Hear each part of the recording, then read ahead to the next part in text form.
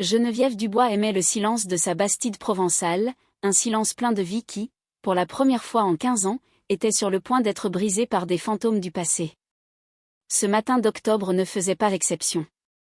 Le soleil, bas sur l'horizon, filtrait à travers les persiennes, dessinant des rubans dorés sur les tommettes anciennes qui avaient absorbé des décennies de chaleur et de secrets. Assise à la grande table en chêne de sa cuisine, elle savourait son café noir, fort et sans sucre, en parcourant les titres du Monde.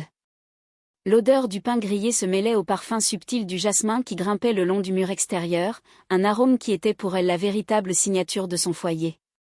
C'était sa routine, un rituel immuable qui rythmait sa vie de retraitée.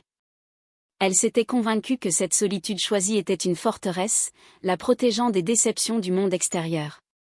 Pourtant, dans les moments de silence trop parfaits, elle sentait le poids des pièces vides et des conversations qui n'avaient jamais eu lieu.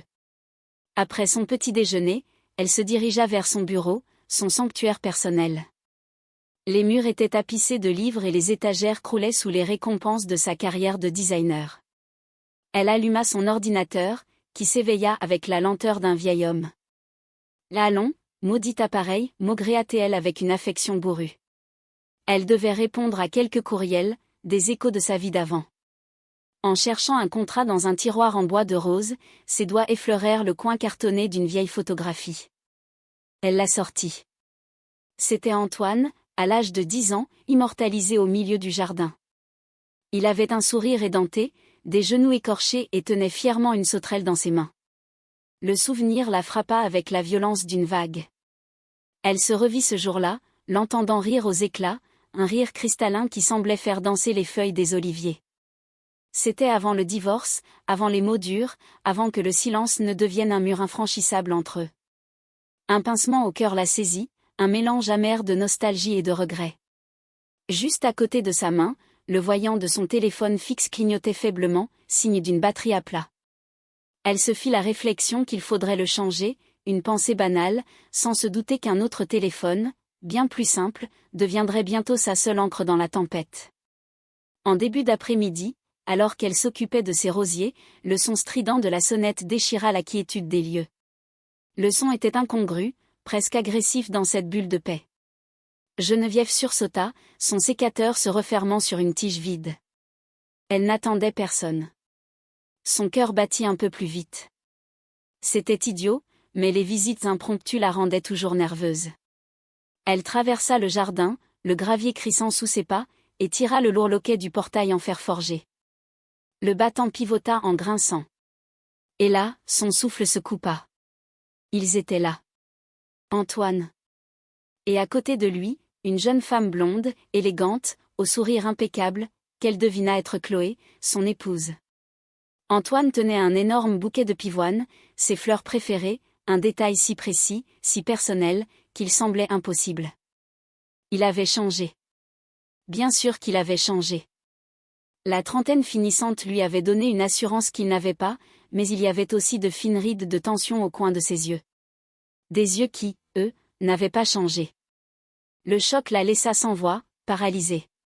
Ce fut lui qui parla le premier, d'une voix un peu rauque, chargée d'une émotion qui semblait sincère. « Maman, je suis désolée. Tu nous as manqué. » Ces quelques mots. Des mots simples. Des mots qu'elle avait espérés dans ses moments les plus sombres, des mots auxquels elle n'osait plus croire. Ils firent voler en éclats 15 années de silence, de fierté blessée et de ressentiment. Les larmes lui montèrent aux yeux, brouillant le visage de ce fils redevenu soudainement le sien. Elle ouvrit les bras et les serra contre elle, humant le parfum inconnu de sa belle-fille et celui, si familier, de son enfant. Submergée, elle les fit entrer dans le grand salon baigné de la lumière douce de l'après-midi. Chloé, avec une grâce qui semblait naturelle, s'extasia sur la beauté de la maison, complimentant un tableau, un meuble que Geneviève avait elle-même dessiné. Antoine, assis sur le bord du canapé comme un écolier, parlait de son désir de rattraper le temps perdu, d'effacer les erreurs du passé. Geneviève buvait ses paroles. Son esprit, habituellement si critique, si analytique, était anesthésié par la pure joie de ses retrouvailles. Elle ne se posa aucune question. Pourquoi maintenant? Pourquoi si soudainement? Seul comptait cet instant, ce miracle inespéré. Alors, Quand ils lui proposèrent de rester quelques jours, juste le temps de vraiment se retrouver, elle accepta avec un empressement presque enfantin, le cœur léger pour la première fois depuis une éternité. Alors qu'elle leur montre leur chambre, Chloé remarque le pilulier de Geneviève sur la table de chevet et dit avec un sourire bienveillant, « Ne vous inquiétez pas, Geneviève. À partir de maintenant, on va s'occuper de tout. » Le bonheur de Geneviève était aussi fragile qu'une bulle de savon, il ne lui fallut que 48 heures pour sentir que quelque chose de subtil et d'invisible commençait à empoisonner son air. Au début, elle se laissa porter par cette nouvelle dynamique. La promesse de Chloé, « On va s'occuper de tout », résonnait comme une douce mélodie à ses oreilles. Pour la première fois depuis des années, elle n'était plus seule pour porter le fardeau de la grande maison, des factures, des petites angoisses du quotidien. Elle se sentait légère, choyée. Mais cette légèreté se mua bientôt en une étrange passivité. L'énergie qui l'avait toujours caractérisée semblait s'être dissoute, la laissant dans un état de flottement cotonneux. Ce fut lors de leur deuxième jour à la Bastide qu'Antoine reçut un appel. Il était dans le salon avec sa mère, feuilletant distraitement un magazine d'art. Son téléphone vibra et il décrocha aussitôt, le visage fermé. Geneviève le vit se lever et s'éloigner sur la terrasse, pensant qu'il cherchait un peu d'intimité. Mais sa voix, basse et tendue, lui parvint par bribes à travers la porte-fenêtre entr'ouverte. Elle entendit des mots décousus, plus de temps, pression insupportable, c'est ma dernière chance, vous comprenez ? Quand il revint, son visage affichait un sourire forcé qui n'atteignait pas ses yeux. Des soucis au travail, dit-il d'un ton qui se voulait léger. Rien d'important. Geneviève hocha la tête, une vague inquiétude naissant en elle, mais elle la chassa aussitôt. Elle voulait croire à ce nouveau départ, elle devait y croire. Le lendemain matin, Chloé aborda le sujet de sa santé avec un professionnalisme désarmant. « Geneviève, j'ai regardé vos médicaments », commença-t-elle en sortant un pilulier en plastique, neuf et aseptisé, qui jura avec le plateau en porcelaine de Limoges sur lequel Geneviève rangeait habituellement ses comprimés. « C'est un peu désorganisé. J'ai pris la liberté de tout classer par jour et par heure. Ce sera plus simple pour vous. » Sur la table, le nouvel objet ressemblait à un instrument médical, froid et impersonnel. « Et j'ai ajouté ceci, poursuivit Chloé en désignant de nouvelles gélules d'un bleu vif. Ce sont des vitamines pour le support cognitif, riches en acides aminés. Un spécialiste les recommande fortement pour entretenir la mémoire. » Son explication était si fluide, si convaincante, que Geneviève se sentit presque ridicule d'avoir pu douter. Touchée par tant d'attention, elle la remercia chaleureusement. Le soir même, après avoir avalé les pilules du dîner, une somnolence lourde et inhabituelle s'empara d'elle. Ce n'était pas de la fatigue, c'était un brouillard, une chape de plomb qui s'abattait sur ses pensées, la faisant se sentir spectatrice de sa propre vie. Quelques jours plus tard, Antoine proposa de l'aider à classer sa paperasse. Il s'installa dans son bureau comme s'il en était le maître, sortant des dossiers, des relevés bancaires. L'endroit, autrefois son sanctuaire de créativité et de contrôle, semblait soudain hostile. Il lui parlait de placement, de fiscalité, de mandat de gestion, un jargon complexe qu'elle maîtrisait autrefois sur le bout des doigts. Mais aujourd'hui, les mots dansaient devant ses yeux, les chiffres perdaient leur sens. Le brouillard dans sa tête était si épais qu'elle peinait à suivre une phrase jusqu'au bout. « Ne t'en fais pas avec ces détails compliqués, maman, dit-il avec une patience condescendante, posant sa main sur la sienne. Je suis là pour ça. Fais-moi confiance. » La frustration la brûlait. Elle, Geneviève Dubois, qui avait bâti un empire, était maintenant traitée comme une enfant incapable de comprendre ses propres affaires. Mais la honte l'emporta sur la colère, et elle le laissa faire, épuisée par l'effort de lutter contre son propre esprit. L'incident qui la marqua le plus eut lieu lors d'une sortie au grand marché d'Aix-en-Provence. L'air vibrait des appels des vendeurs, des odeurs d'épices, de lavande et d'olives. Les étals débordaient de couleurs vives. C'était un monde vibrant, plein de vie, qui contrastait violemment avec le silence qui s'épaississait en elle. Après avoir fait quelques achats, elle se dirigea vers l'endroit où elle était certaine d'avoir garé sa voiture. Mais la place était vide. Une première vague d'agacement la saisit, puis l'inquiétude.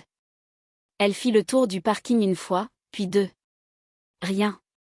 La panique commença à monter, froide et paralysante. Les sons du marché devinrent une cacophonie agressive, les visages des passants lui semblaient hostiles. Elle se sentait perdue, exposée, terriblement vulnérable. Ce fut Chloé qui la retrouva, le visage empreint d'une sollicitude parfaite.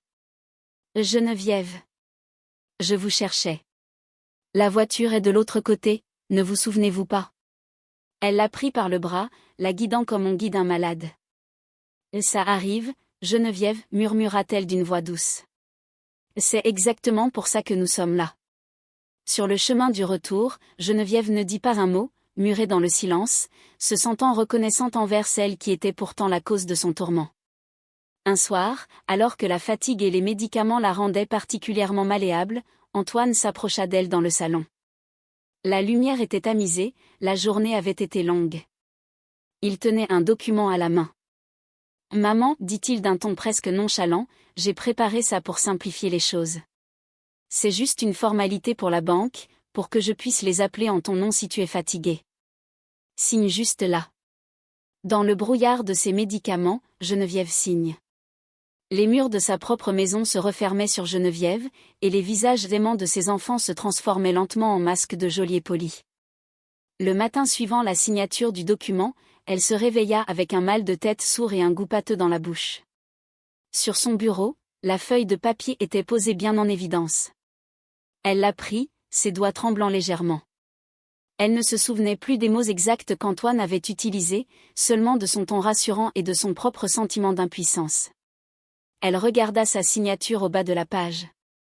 Le nom était le sien, mais le tracé lui semblait étranger, hésitant, comme si une autre femme, plus vieille et plus fatiguée, l'avait apposé à sa place. Un frisson désagréable la parcourut.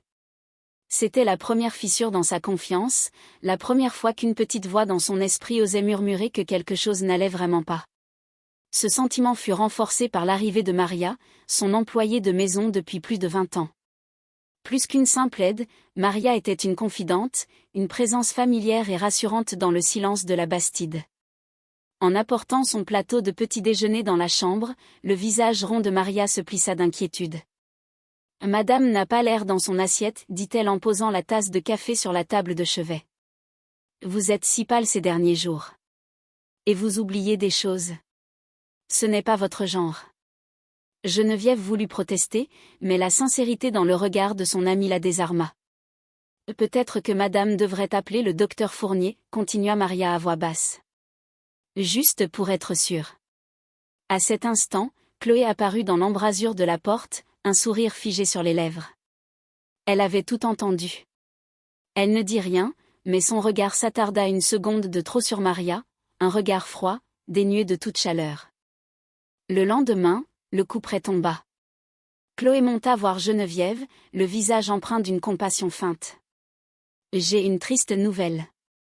Maria a dû partir précipitamment. Sa sœur est très malade, elle a dû retourner au Portugal en urgence. » Geneviève sentit le sol se dérober sous ses pieds. « Partir ? Sans même me dire au revoir ? » Tout s'est fait très vite, mentit Chloé sans ciller. « Mais ne vous en faites pas, j'ai déjà trouvé une agence. Une nouvelle personne viendra dès demain. Plus discrète, et très professionnelle. » Le départ de Maria était plus qu'une simple contrariété, c'était la chute du dernier rempart qui la protégeait. La nouvelle employée, une femme silencieuse et efficace, se mouvait dans la maison comme une ombre, ne parlant que si on lui adressait la parole, accentuant encore plus le sentiment de Geneviève d'être une prisonnière dans sa propre demeure. Son isolement social fut achevé quelques jours plus tard.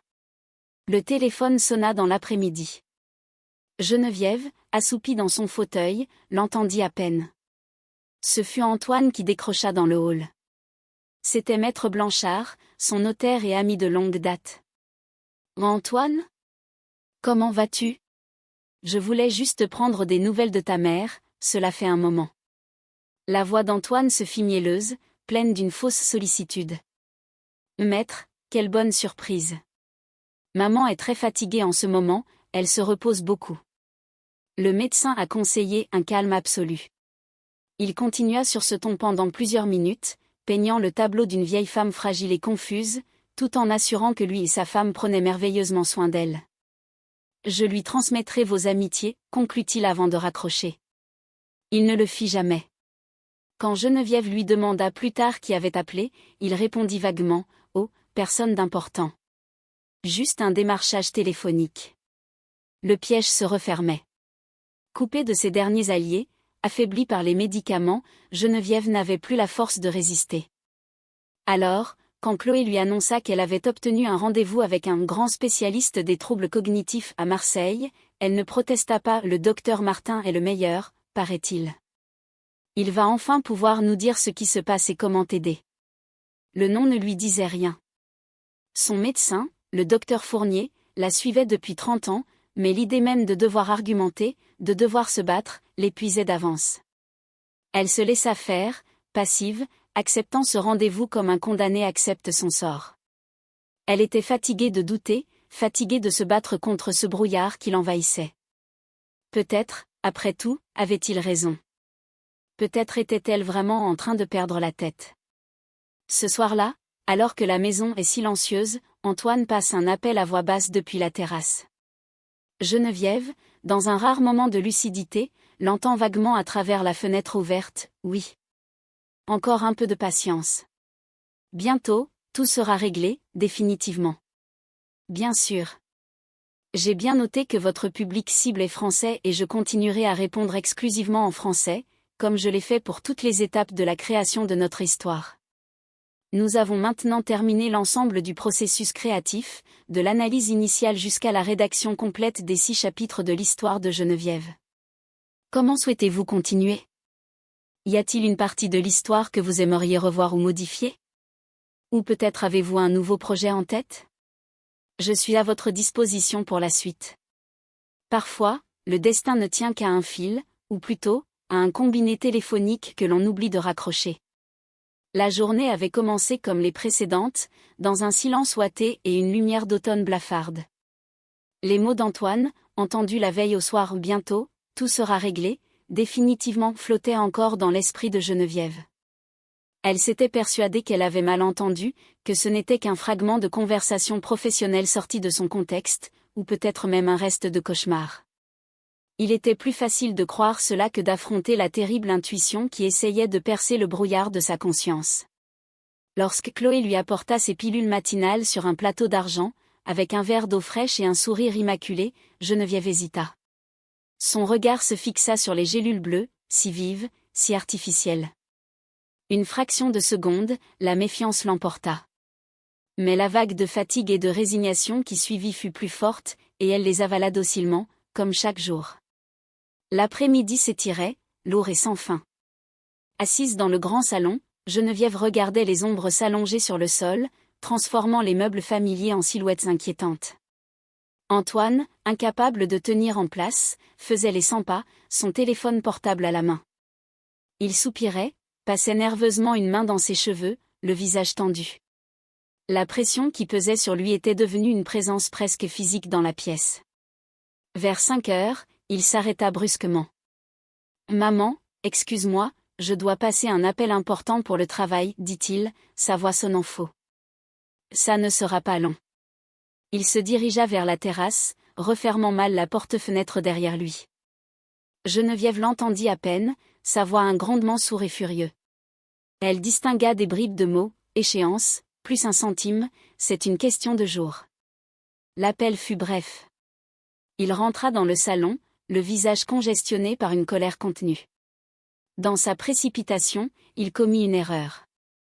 Une minuscule erreur aux conséquences cataclysmiques. Il reposa le téléphone sans fil de la maison sur sa base, mais son geste, trop brusque, n'enclencha pas le bouton rouge qui mettait fin à la communication. La ligne resta ouverte.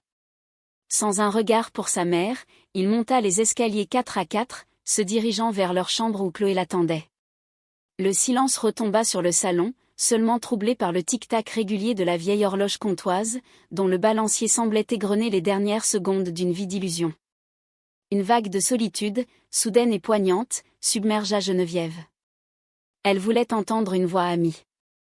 Elle voulait appeler Hélène, sa plus vieille amie, celle qui ne l'avait jamais jugée. Elle se leva lourdement et se dirigea vers le téléphone. Elle décrocha le combiné, le porta à son oreille, s'attendant à entendre la tonalité familière. Mais à la place, il y eut des voix. D'abord confuses, elle crut à une ligne défectueuse, un croisement de conversation.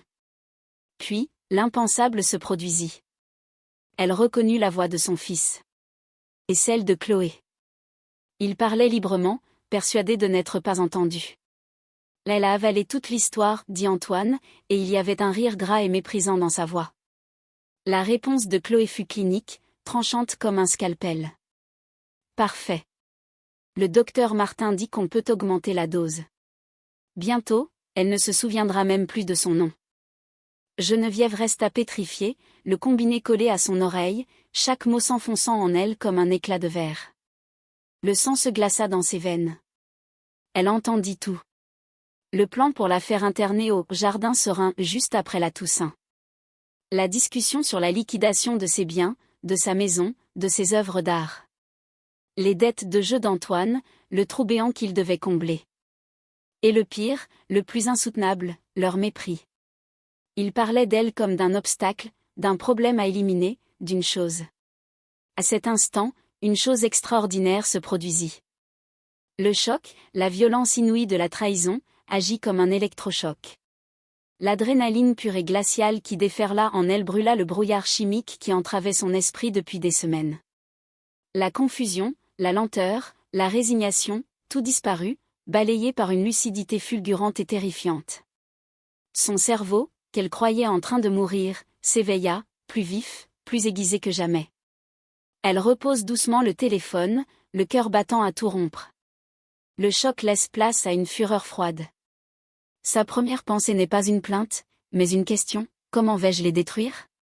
Pour vaincre les monstres, Geneviève devait devenir un fantôme dans sa propre maison. La fureur qui l'avait envahi la veille s'était muée en une détermination froide comme l'acier. Le plan s'était formé dans son esprit durant les longues heures d'une nuit sans sommeil, elle allait leur donner exactement ce qu'ils voulaient. Et même plus. Elle allait sombrer si vite, si profondément dans la démence, qu'elle en deviendrait inutile, incontrôlable. Sa première action, avant même le lever du soleil, fut de fouiller au fond de sa penderie, derrière les robes de soirée et les souvenirs d'une autre vie.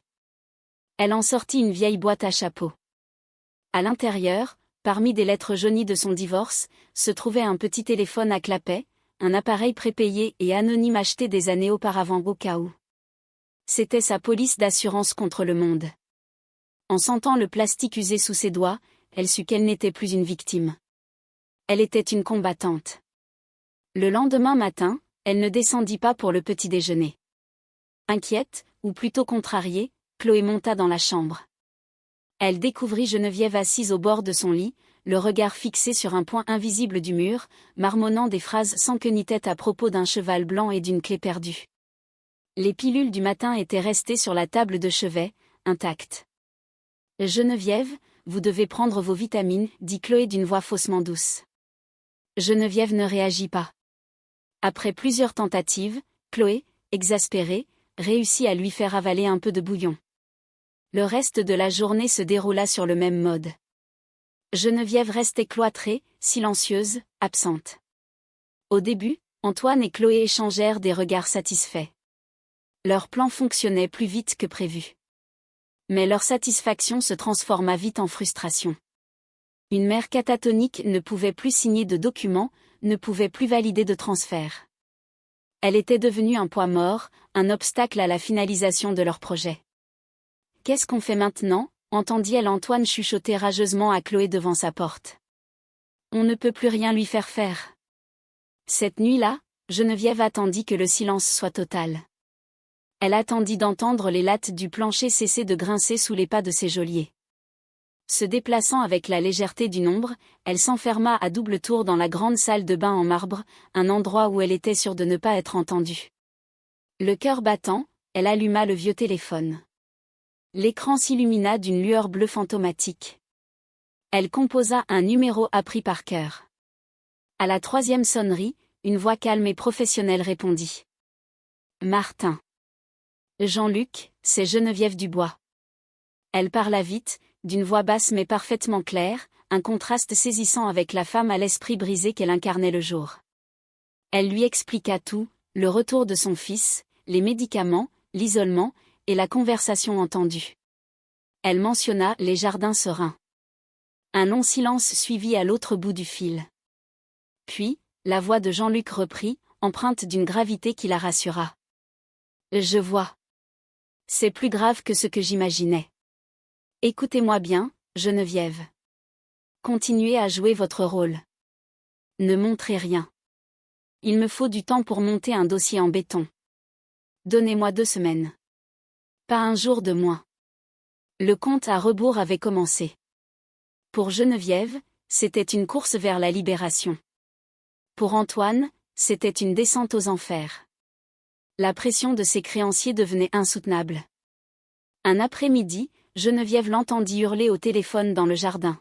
« Je vous ai dit que j'aurais l'argent. Il me faut juste un peu plus de temps. » Il se disputait de plus en plus souvent avec Chloé.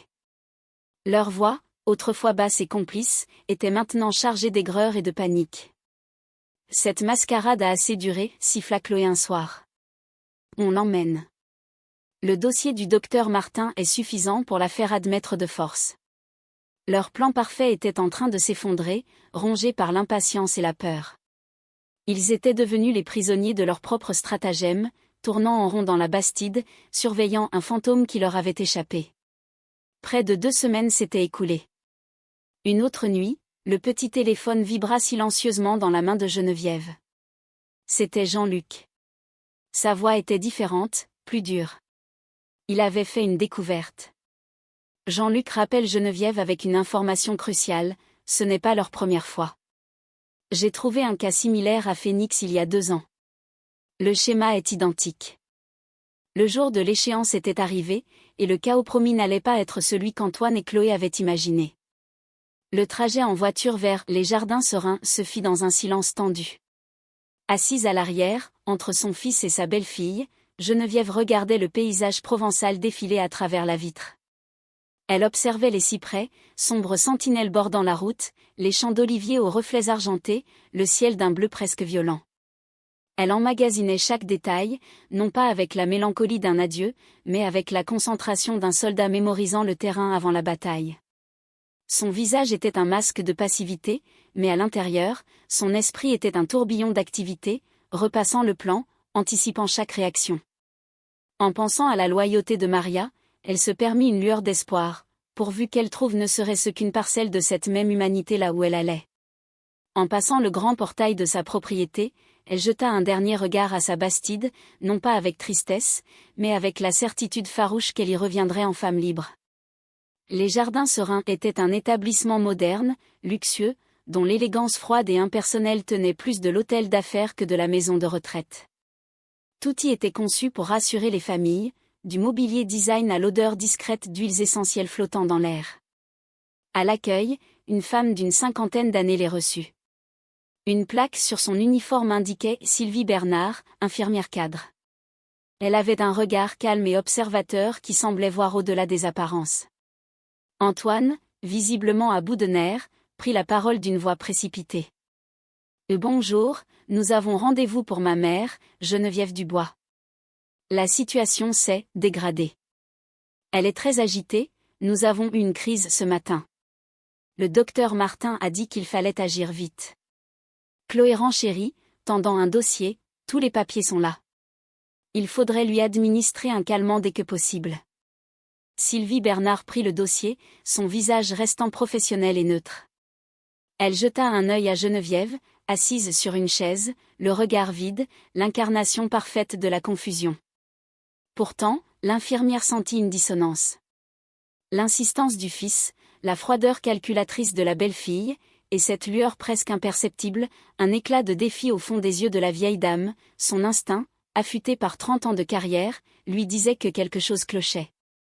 « Je comprends votre inquiétude, monsieur, dit-elle d'une voix posée qui contrastait avec l'agitation d'Antoine. Mais le protocole est très strict. Je dois d'abord vérifier l'intégralité du dossier du docteur Martin et préparer la médication moi-même. Veuillez patienter un instant dans le petit salon, s'il vous plaît. » C'était un simple acte de procédure, un respect scrupuleux des règles. Mais dans ces circonstances, ce fut un acte de bonté qui changea le cours du destin. Elle leur offrait du temps. Les minutes s'étirèrent dans le silence pesant du salon. Antoine faisait les 100 pas, Chloé tapotait nerveusement du pied sur la moquette épaisse. Ils étaient si près du but.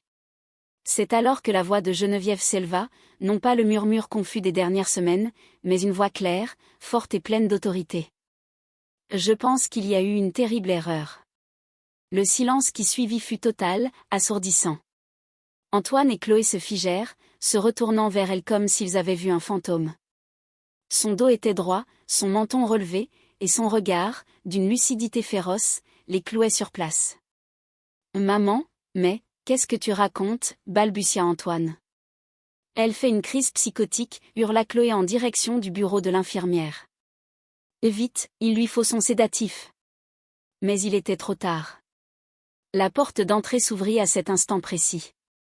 Jean-Luc Martin entra, le visage grave, suivi par 2 gendarmes en uniforme.